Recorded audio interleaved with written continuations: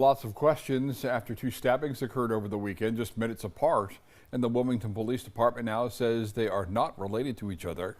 The stabbings happened at 2:10, 2:12 Sunday morning, both taking place in different sections of North Front Street. Police tell us the victims were transported to the hospital, could not say much more because that investigation is ongoing. They could not tell us about any potential arrests either.